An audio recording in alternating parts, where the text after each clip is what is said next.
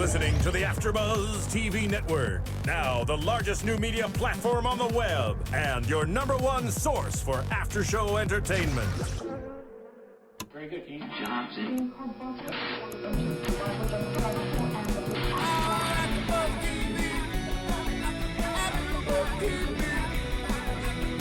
From the AFTERBUZZ Studios in Los Angeles, California, presented by Maria Menounos and Bing.com, and streaming live thanks to Akamai Technologies. This is AFTERBUZZ TV's The Celebrity Apprentice After Show.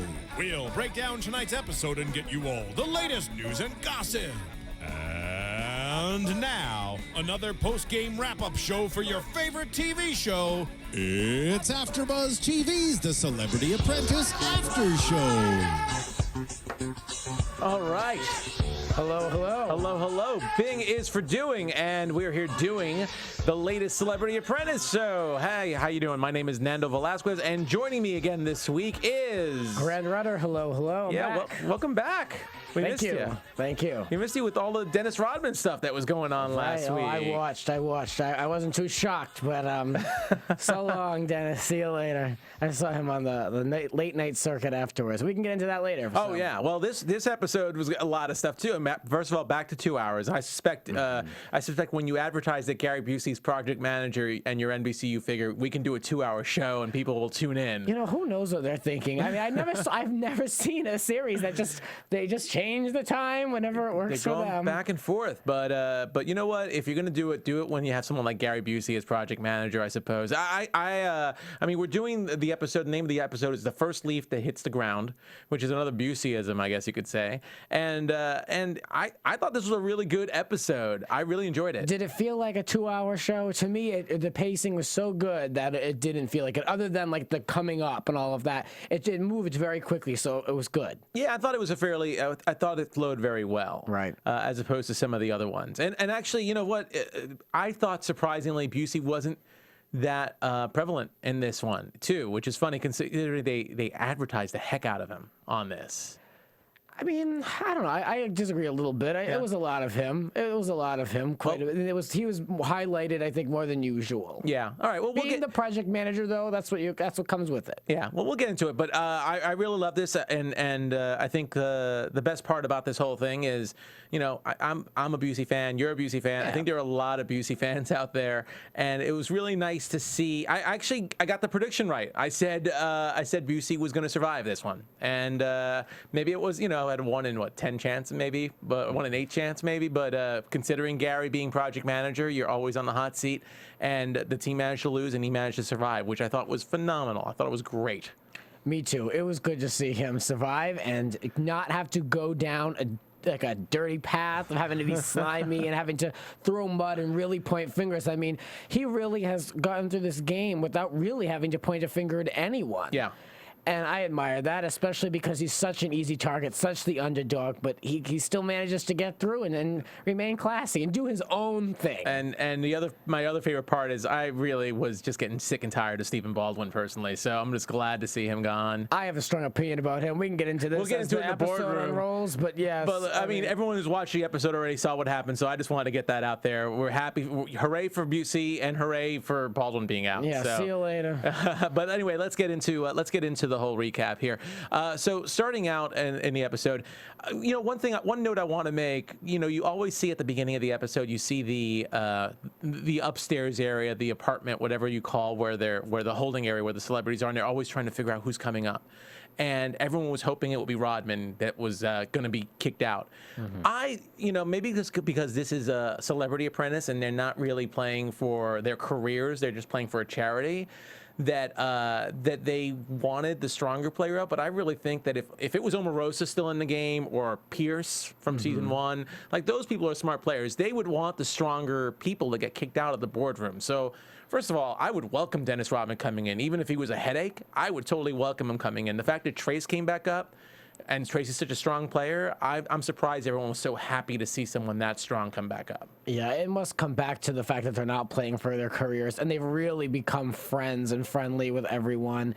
And I don't know if I really like that too much. I like the dog eat, you know, like exactly. Getting out there and really just having to fight to stay in the game, as opposed to kind of like a best friends club and who's going home. And Yeah, I know. It takes the edge off a little bit. And that's where you kind of miss someone like Omarosa, because I think Omarosa would have been. Omarosa probably would have been sick of Dennis too, but I think Omarosa would have loved it if Trace got kicked out, if she was still in the game. See, that's the thing. I watch this for the controversy. I like to see when someone walks back to the boardroom and they all have to roll their eyes and they're all angry and they have to, go in the corner and talk about it with someone else. So when they're all hugs and kisses like that, I don't know. It doesn't make for such great television for me. It's cute. I like to see a little of both. I like to see some of column A and some of column B. So let them be all nice and then let them stab each other in the back. I need backstabbing for 2 hours. Well, anyway, so Trace comes back up, so as we all knew, anyone who watched last week's episode, and Trump calls both teams up to some beautiful scenic spot in New York again. I'm wondering what rooftop that is, but it was really gorgeous. Oh, it looks cold. And as you could see, the numbers are decimated a little bit. Power's been on a major losing streak this whole season. They've won a couple, but otherwise they've lost just about every single one. And they were down to just 3. And Plan B had 5, so Trump decided to even up the odds. Asked Trace who his pick would have been, and Trace said Penn, and Trump pretty much said no.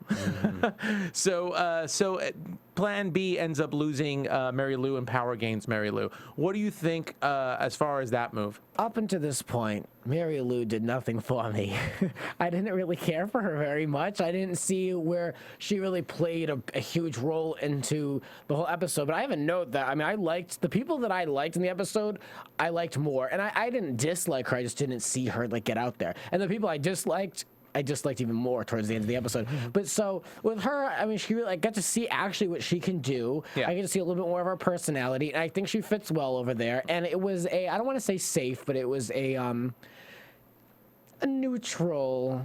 It didn't really polarize either side to being more competitive than the other. I think it was a pretty middle of the road. I don't want to say safe, but middle of the road choice to put her over there. Yeah, it worked. I think I agree with Trump not putting Penn over in Power because, as I said last week, at this point, Power has all the strongest players with the exception of Penn. Trace was a runner-up his season. Little John was up there during his season, and Brandy is incredibly smart as well and has shown. I thought she's shown some good skill, even though she doesn't get as much screen time. Unfortunately, sometimes she doesn't get as much screen time. I still would put any of those 3 up against anyone else except for Penn on the other team one-on-one, and would assume that those 3 would win. So putting Penn on Power at this point would just make an incredibly lopsided game, and it would just be Plan B losing everything, no matter what. So, but yeah, Mary Lou or Lisa, since they're pretty much interchangeable sometimes, or or even Baldwin. As much as I don't think anyone would want Baldwin on their team, I don't think anyone would have asked for him. But I'll pass. yeah, Busey also would have been just a little too much of a wrench for Power. And you know what? Power's had enough wrenches. They had Omarosa, they had Rodman, they had LaToya. Can you imagine Gary being the piece that they move? That would have to be Trump. That wouldn't be anybody else asking for him. That would be Trump moving him, and that would have been a big twist. Anyway, so now the teams are even again with Mary Lou over on Power, and also what's great is you separate that Larry Lou.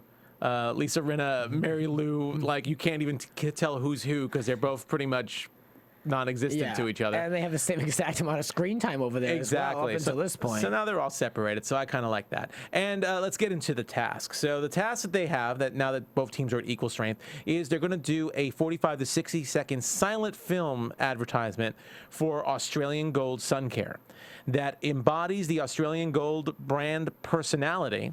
And they were going to be judged on three criteria: brand messaging, product integration, and creativity. Okay, what do you think about this one here? Well, they're being judged on the usual. For some reason, I don't know what it would be, but I'd like them to throw something else in there that they can be judged on, because it's very standard. It's always been this. They always judge them on the same 3 things: the brand messaging, the creativity, all the same thing. So I don't know what else I could add, but it's all stars. I want to see it change up a little bit because we saw Australian Gold in the previous season, and I haven't heard of them since. So good for them. They're out there.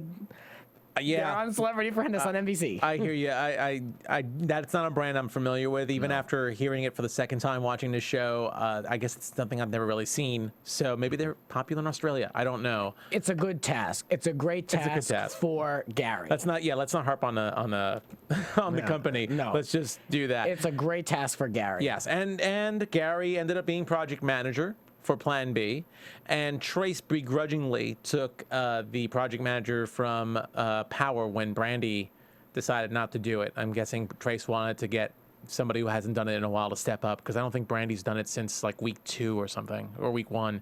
So anyway, so it's Trace versus Gary. So really, really interesting. What are your thoughts? Actually, you know what? Before we get into that, let me just mention you might be listening to us on iTunes if you're not watching us streaming right now. If you are, great. I'm glad if you're subscribed, please subscribe. Please rate us and please comment. We'd love to see some comments. It's been a little quiet out there in the comment thing, but we'd love to hear some notes and love to hear your input. And we know there are a lot of Celebrity Apprentice fans, so we'd love to hear some more from you. And also, AfterBuzz has about 50 other shows that are going on, 45, 50 other shows right now that are going on. If you have a favorite TV show on network or cable, chances are AfterBuzz is covering it. So give a listen to us on iTunes. And tell a friend about all that we have here. Yes, absolutely, absolutely. So let's get into the teams. How about that? Let's start off with Plan B, since it seemed to focus a lot on Plan B. What are your thoughts, Grant, based on what they were showing? Well, right away, they had Lisa poking fun at Gary, and they were all commenting on his managerial style. And I mean, what do you expect? I understand they need to cover that base for the episode, and they need to say, oh, he's not prioritizing. But I don't know. It's really not a surprise at this point. It's his second season. It's like, okay, all right, we get that he's not the sharpest PM. Let's move. And so they sat down. It seemed to me that Plan B took the longest. I mean, excuse me. Plan B. It seemed that they took the longest to come up with this idea, and they really I feel like they didn't utilize their time with the executives as much as Power did. I don't feel like they utilized their time too much. And in the beginning, it was Power a didn't little really. much. But Power didn't really. I think they did. They had Little John, who knew exactly what he was talking about. He had questions lined up. He was very pointed in how he went with it. You know, you're absolutely right. I was just thinking more Trace getting fed up with the executives. Oh, yeah. Well, I mean, certain social skills, I guess. Yeah. But anyway, Gary, we'll get on to Power later. But so Gary seemed to ask some pretty good questions. He seemed to really captivate the executives. So go on. He really he enjoyed himself talking with that girl from Miss America. Yeah. And he got her attention. Excuse me. You're right. And I mean, he wanted it. What can I say? The idea of the whole Sydney, the koala bear, didn't really come up until like a second act or whatever. And I was wondering, I was like, wait, like, this over on Team Power, they've played up the importance of that koala bear. So I was really hoping that they would do the same, because then it would really be easy on who would win. It would be a predictable episode because you would know who integrated the mascot and who didn't. Yeah. So the episode kept me guessing. Excuse me. Yeah, go for it.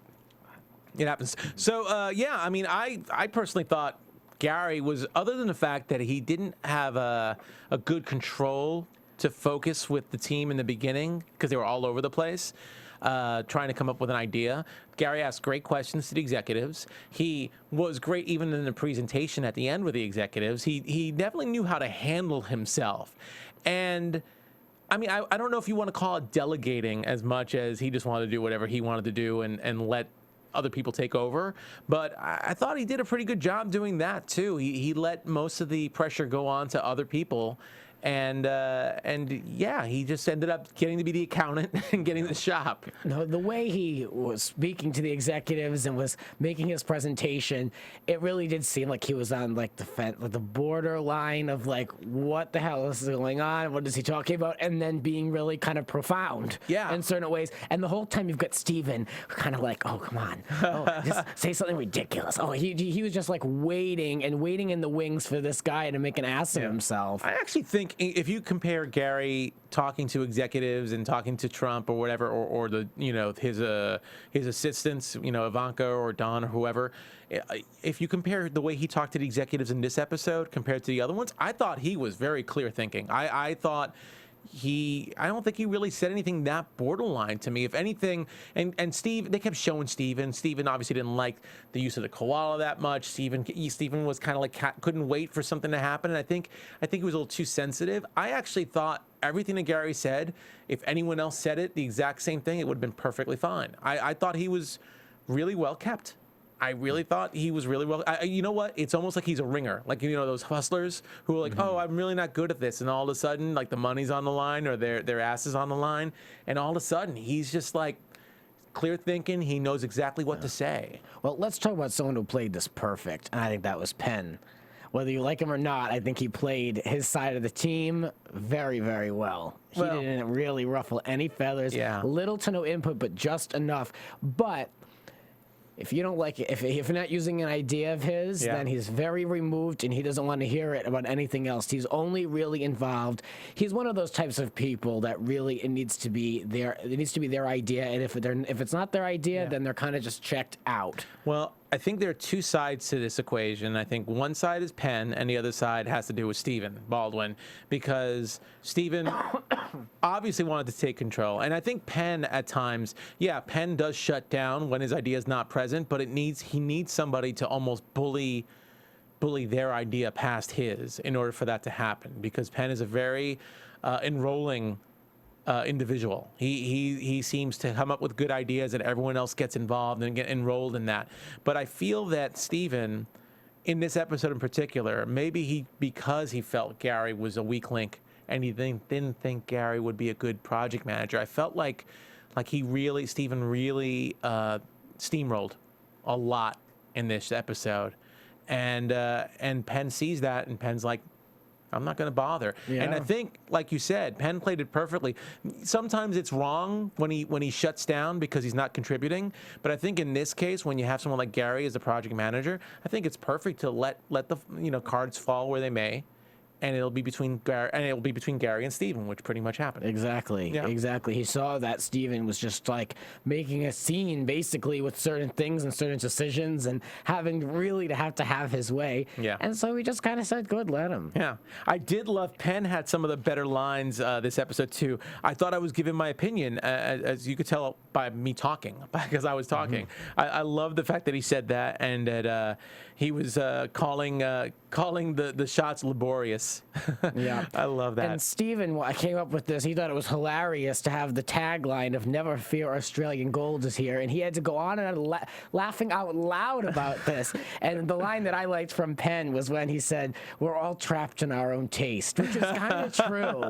If you have lousy taste, you really can't change it. And Penn also said, if you're okay with that cliche, go be with it, or be with it. Yeah. So I love that. Also, what I loved too, and I thought this was pretty ironic, was Stephen Baldwin calling Penn the creepiest guy on the show, which I thought was really, really weird, because I personally, Stephen always creeps me out.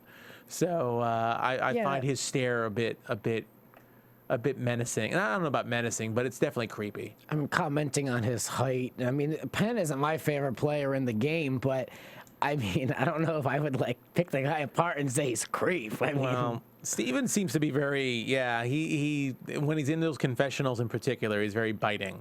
Oh, they like to do that. You know who did that a lot? Who did that a lot was LaToya. Yeah, she LaToya would do that. That's when they all kind of developed a backbone in there. Yeah, but LaToya always kissed butt in front of everybody. Stephen's just weird altogether. I think he's a really hard person to trust. Several people said that on both seasons of his, and I don't think there's anyone that watches here who doesn't feel the same way about him. He's just very untrustworthy, a little weird. So definitely weird.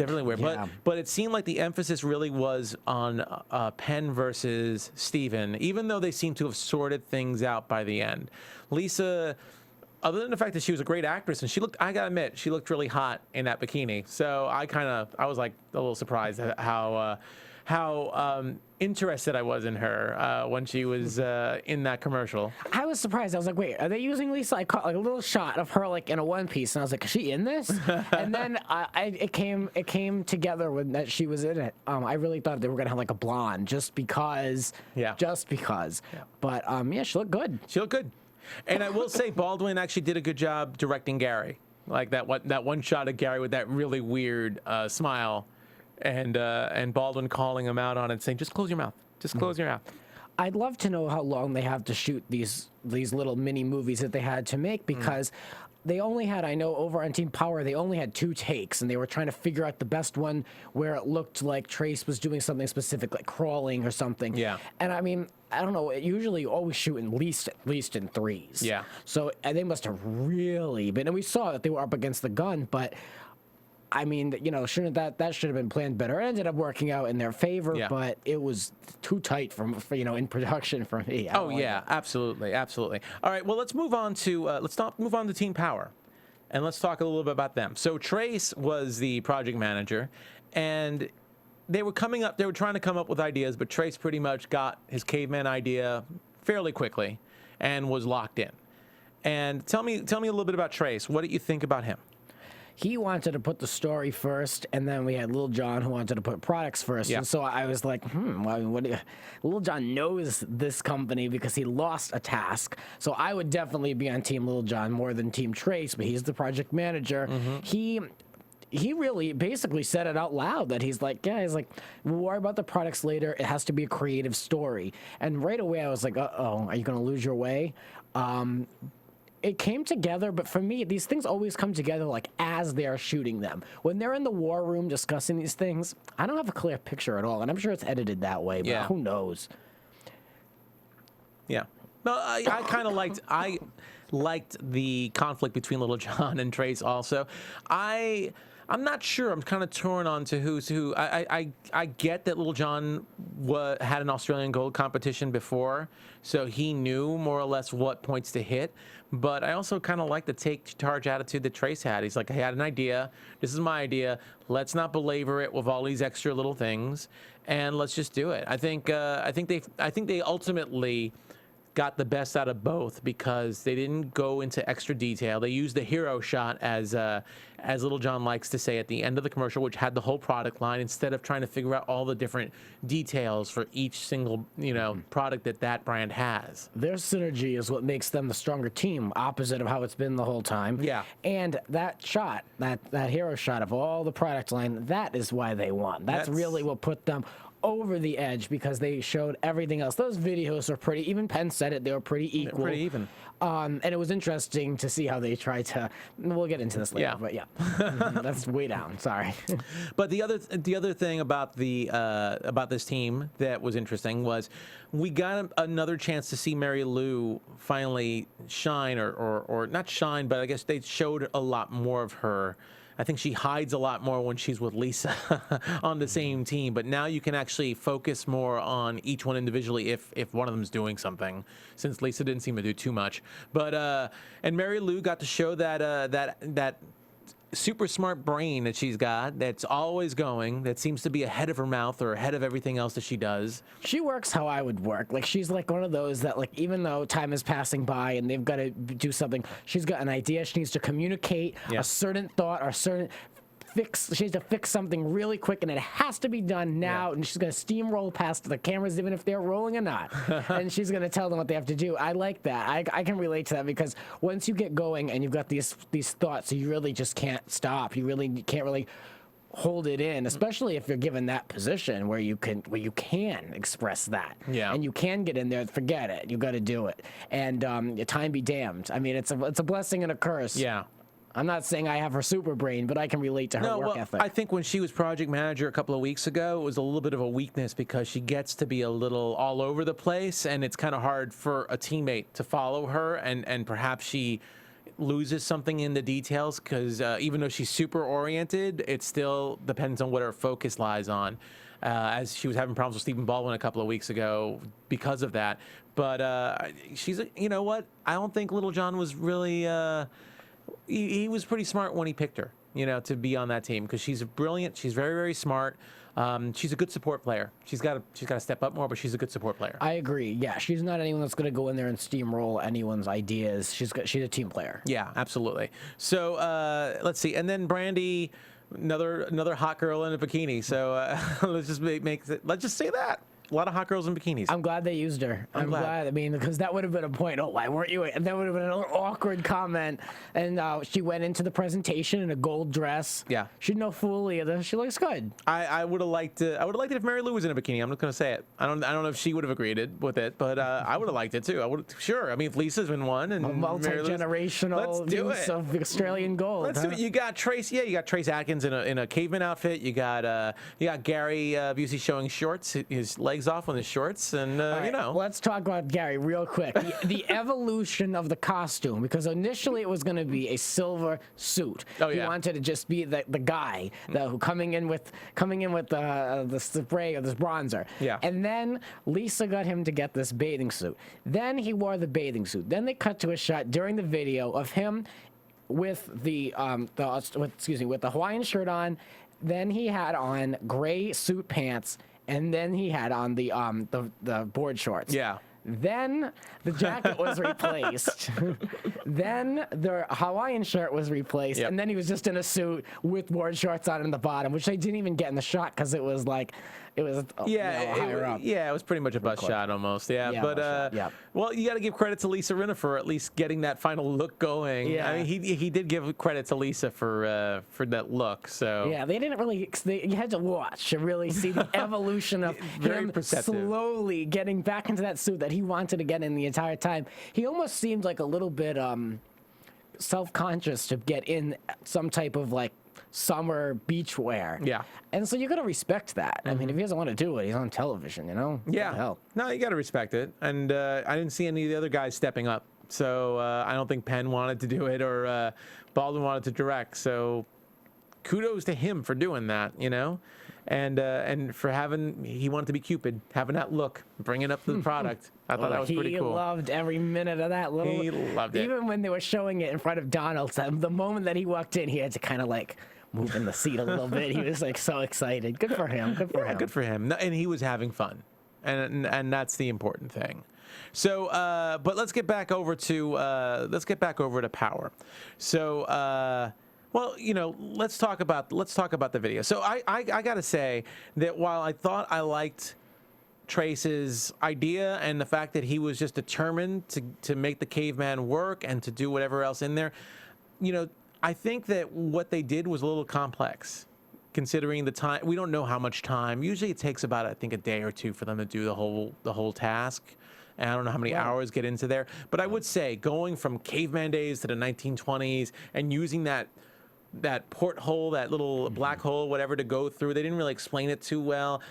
You could follow it. I agree. You could follow it, but it was a little Yeah. complicated. They only did this in one day. They were outside on the rooftop getting the task early in the morning. Yeah. Then they had to shoot, and edit. Yeah. All through then the editing went into the night, and then that was the next day, the early morning presentation. Mm-hmm. So they really did have a limited time to do all that shopping.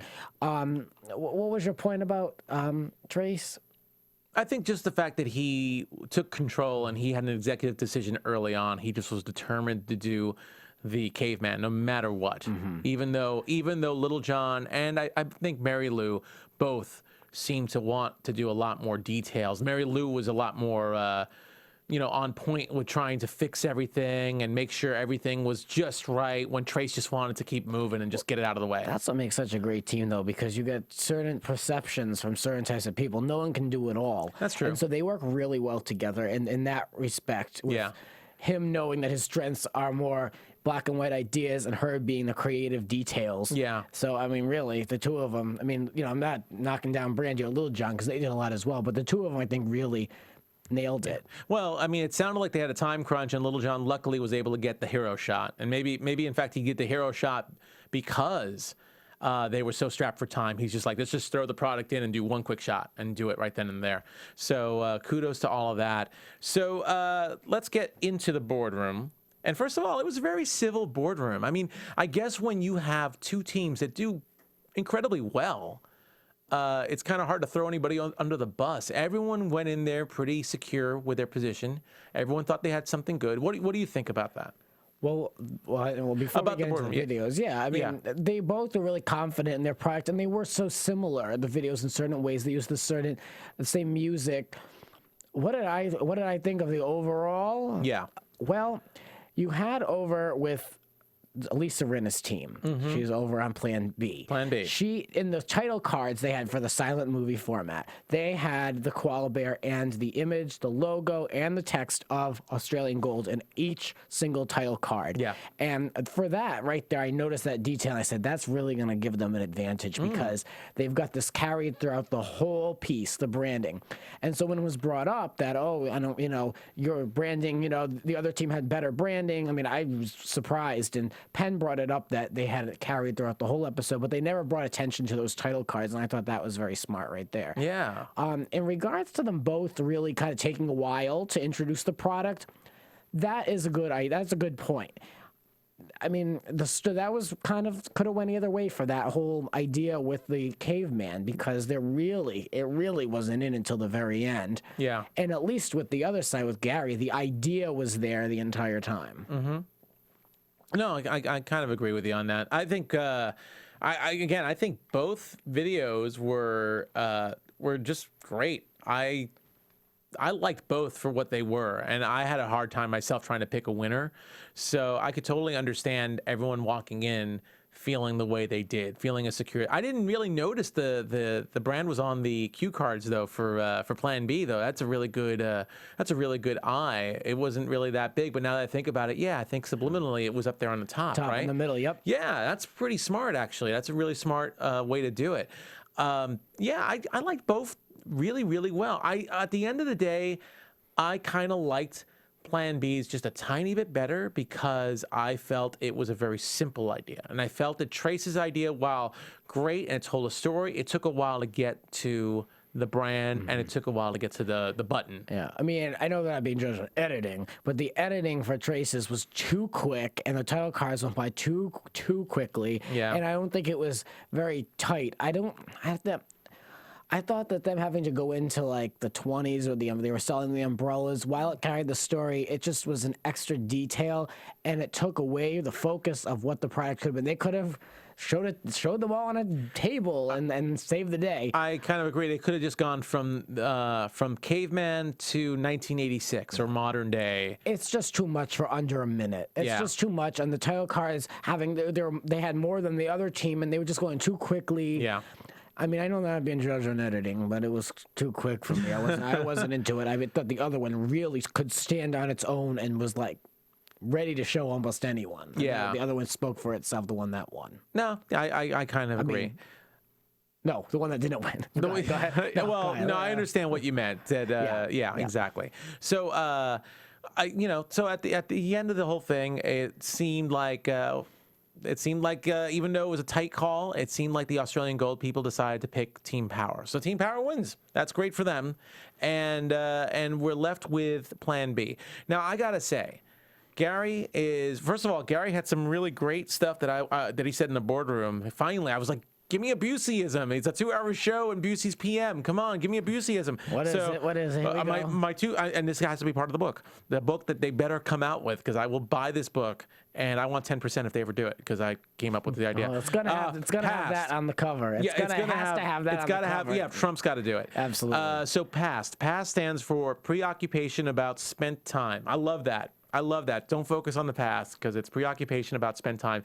And then the acronym for NOW, no other way, which I actually love. Now it's like do it now because there's no other way to do it, but do it now. Words to live by Gary Busey. Gary is so damn smart. He has some really kooky things that he does, but he's such a brilliant mind. You wonder if these are preset, like if he has what PAST stands for already, or if he's making it up on the fly. If he's making it up on the fly, even more kudos to this guy for coming up with this stuff, because that is a quick mind right then and there. When do you sit around and think about, what would be a good acronym? I mean, really. But here's the thing that I love about Gary, and I knew going in, seeing Gary, and actually Trace too, when Trump asked the inevitable, who was your weakest link, that Gary wasn't going to put anyone under the bus, partly because I think Gary's so used to being considered the weakest link that he wouldn't want to give anyone else that pressure or that negativity. See, I was hoping that he would say, no, Gary, who was the best? I thought he was going to really hold his feet to the fire with that one. I was hoping, because I like when he does that, because it always starts off controversy. But I think Gary would hold his ground. I think who knows, maybe Trump did that and Gary just refused to say anything, because that's Gary. Gary's just a good-natured guy. And then Trace is super diplomatic. You know, Trace is never going to throw anyone under the bus unless he absolutely has to. And even when he does, he tries to do it in such a diplomatic way. So all around, it was a very, a lot of times when they tease these boardrooms and they say the most explosive boardroom ever, or you'll never believe what Trump does, or blah, blah, blah, and all this stuff. This was a very, very, I don't want to say boring, but it was just a very vanilla boardroom when you think about all the positivity that was going on. But I liked that. Yeah, well, I mean, I like the controversy as well, but if we look at who the players are, I mean, who really, Trace isn't going to start, he's not going to stir the pot.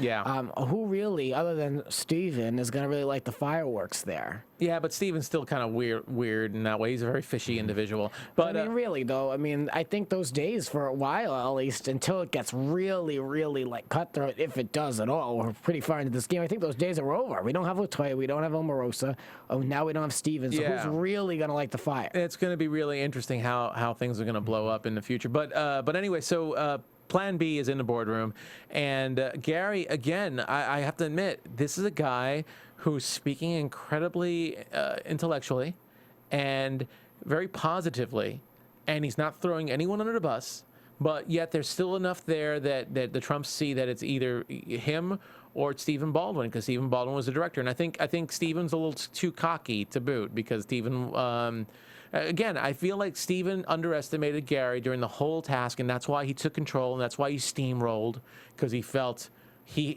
had to step up. And I think the smart move may have been to let Gary make his own mistakes and let Gary, make his own coffin, so to speak. But Stephen, it was Stephen and Gary. Yeah. Do you think it was a good idea that Stephen stood up the way he did and directed that piece? Because if he really was just going to kind of let Gary just coast into anything, coast into oblivion, why would he take such control? Because he's just going to be held responsible, and that's exactly what happened. If it was, I hate to put the O word in there, but if Omarosa was on that team, I think Omarosa would have given Gary enough rope to hang himself with. Stephen didn't. Stephen decided that he was a smarter individual than Gary, and he should do everything, and that every time Penn came up with an idea, Stephen pretty much nixed it. And Penn admitted later on that even though he was right, he didn't use as much tact, which is probably Penn's weakness. Sometimes he doesn't use as much tact. He's very smart, and he just throws ideas bluntly out there. I agree. But it just seemed to me that no matter, when Busey had a couple of ideas during the filming, you saw Stephen walk over to the camera guy and goes, "Well, I'm gonna do the best that I can with Gary's suggestions." But pretty much he was saying, "Screw Gary's suggestions. We're gonna do it my way. But we'll make it look like Gary still had input, but it's still my way." And Penn kind of took a back seat in this episode, and that really allowed Stephen to kind of like pop out in front of him and then take over. And so I think he got a little. I mean, talk about giving rope. I think Penn really just kind of let him go, and he made a fool of himself. Yeah. And he went too crazy, and he didn't know when to reel it in. But Penn didn't do it in a malicious way, or some people would usually do it like let him do it. True. He just shut down, and that's Penn's other, I would say, weakness in this game, at least, that the fact that if his ideas and he's a brilliant mind, and all of his ideas, I have to say, are probably brilliant, but if someone else disagrees with him up to a point and they bully their idea past him, he shuts down. He completely shuts down.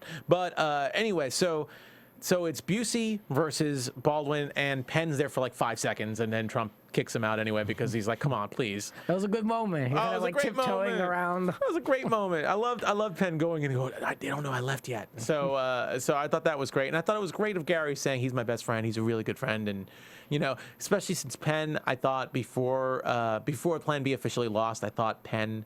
Or at least before he called people in the boardroom, I thought Penn was talking a little too much, which is sometimes a downfall for some people in the boardroom. He definitely was. He definitely was. But again, Gary, super positive, and Stephen saying the one thing that I heard earlier that I felt like, wow, this is very un-Stephen-like.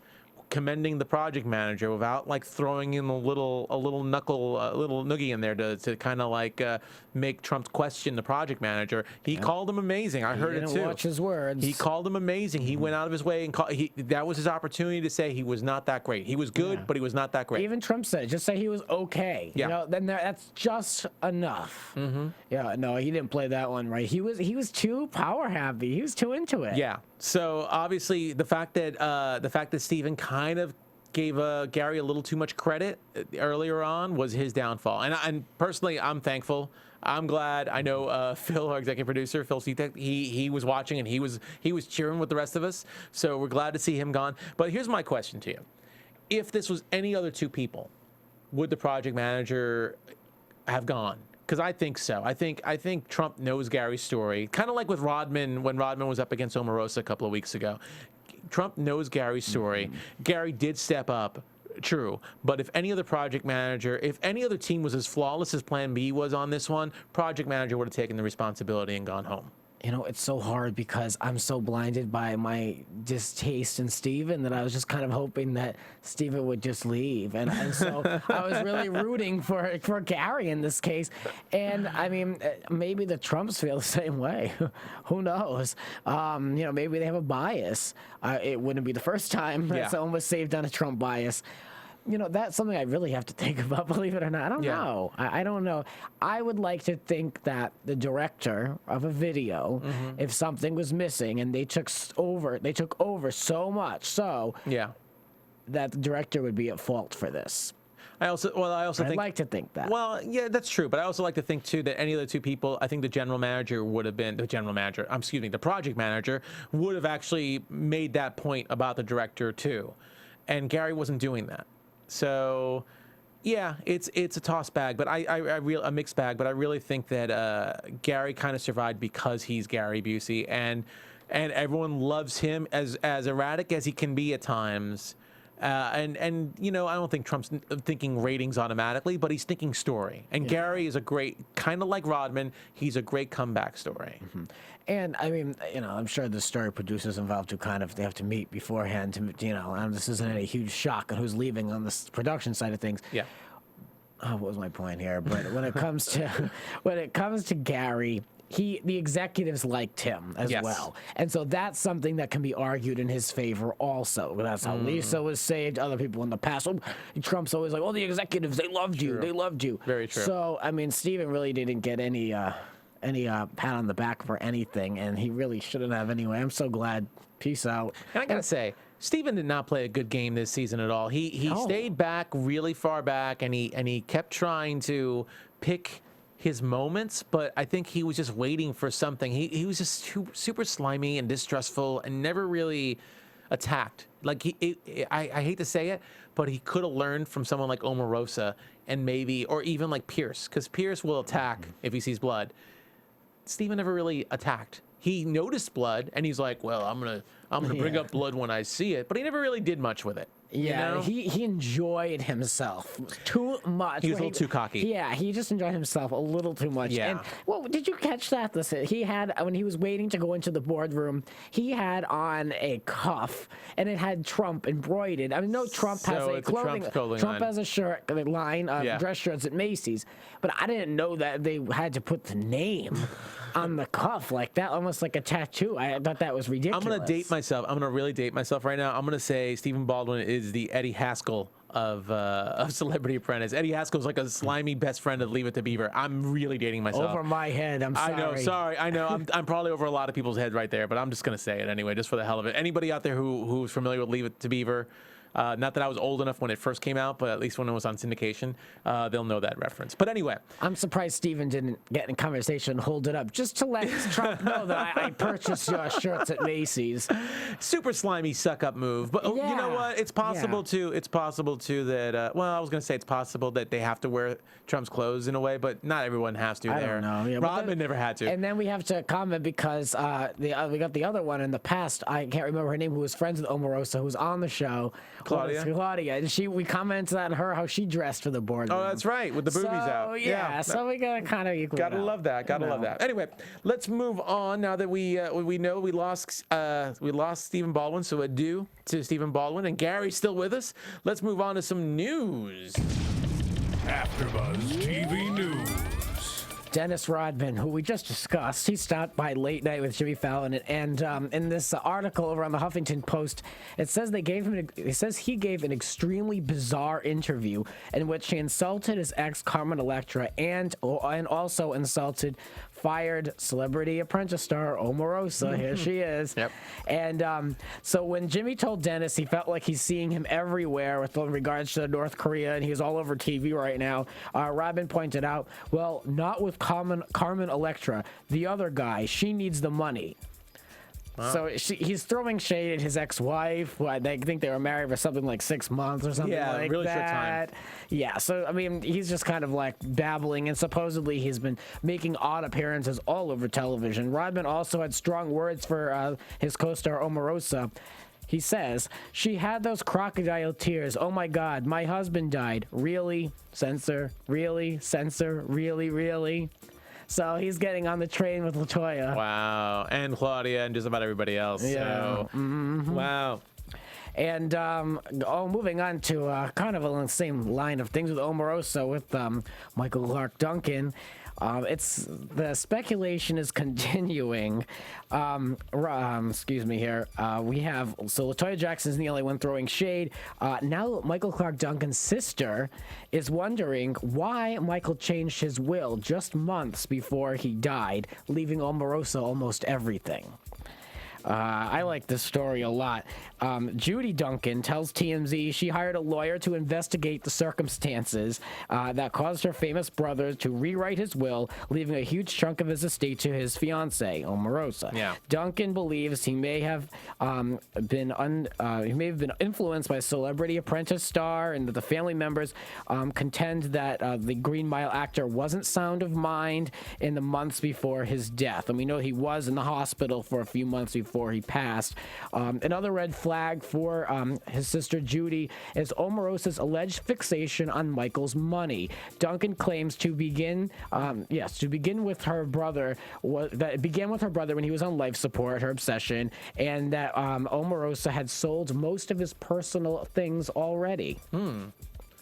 Interesting. Wow. So yeah, I mean, it could be. I mean, we know Omarosa from the show, but personally, I don't know. I don't know. This is all alleged. Yeah, it's all alleged. It's all, well, you're sourcing. You're saying the sources, so it's all good. TMZ. Yeah. Not Grant. I just love how even though she's off the show, we still can't stop talking about Omarosa, and she does make everything a little more exciting. I mean, let's be real. That's what's in the press. Yeah. I mean, I'm interested. Well, she's, I guess, the most colorful person out of the cast, so people want to keep talking about her, and that's what's going to happen. And whatever she does, I guess, makes news.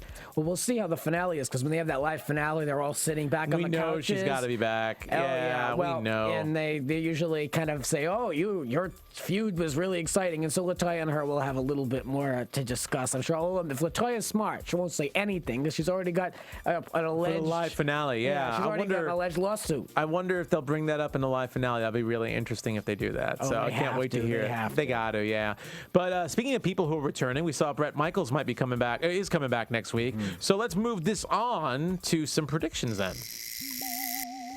And now, your AfterBuzz TV predictions. Yeah, so what do you think? We saw some Bret Michaels. We saw some craziness. It looks like another boardroom comment from Trump, a little weird comment. What's your prediction here? Well, I hope that they don't add Bret Michaels back into the competition. I really hope they don't. They don't need him. This would be just like the third chance. Yeah. Excuse me. So I don't think we need him, but I'm waiting very patiently for Joan Rivers to be a consultant on one of these and be like fill in for like Ivanka or something. I don't know. What do you think Bret's going to be doing? Is he going to be just... I find it weird if he's going to be there as one of Trump's, right-hand men there, but it makes more sense. You can't bring him in after such a long time's passed. So I think Bret's going to be there as an advisor. And he's, of course, still grumpy about being kicked off first. thanks to Omarosa, but he's going to be there as an advisor. I'm really curious as to who the comment Trump was making that line out to, if she's a leader or a stressed out B, it seemed like he was saying.